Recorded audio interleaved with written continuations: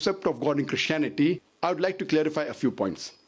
Islam is the only non-Christian faith which makes it an article of faith to believe in Jesus Christ, peace be upon him. No Muslim is a Muslim if he does not believe in Jesus Christ, peace be upon him. We believe that he was one of the mightiest messengers of Almighty God. We believe he was the Messiah, translated Christ. We believe that he was born miraculously without any male intervention, which many modern day Christians today do not believe.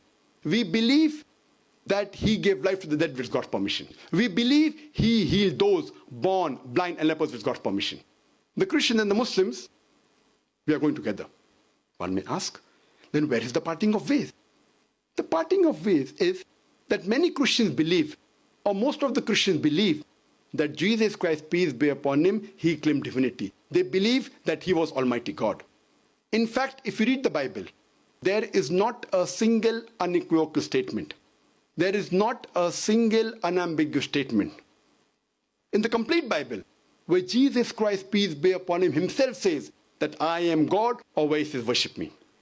In fact, if you read the Bible, it's mentioned in the Gospel of John, chapter number 14, verse number 28. Jesus Christ, peace be upon him, said, my Father is greater than I.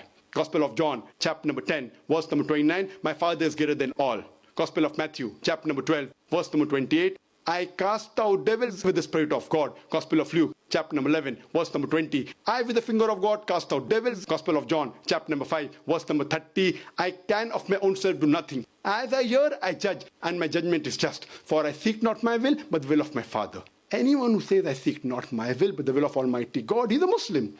As I mentioned, Muslim means a person who submits his will to God. And Jesus Christ, peace be upon him, said, not my will, but the will of Almighty God. So in Arabic, we say he's Muslim. Therefore, we say Jesus Christ, peace be upon him, was one of the mightiest messengers of Almighty God. And he further clarified in the Gospel of John, chapter number 14, verse number 24, he said that the words that you hear are not mine, but my Father's who has sent me. It's mentioned in the Gospel of John, chapter number 17, verse number 3, Jesus Christ, peace be upon him, said, this is life eternal, so that you may know one true God and Jesus Christ whom thou hast sent.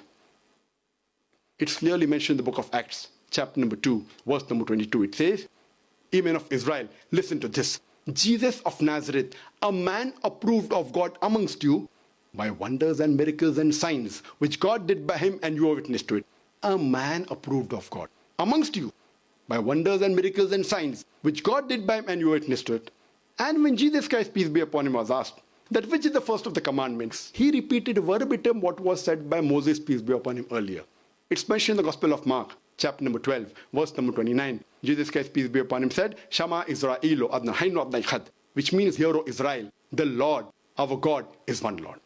So if you read the Bible, you should understand the concept of God in Christianity and understand Christianity in the right perspective.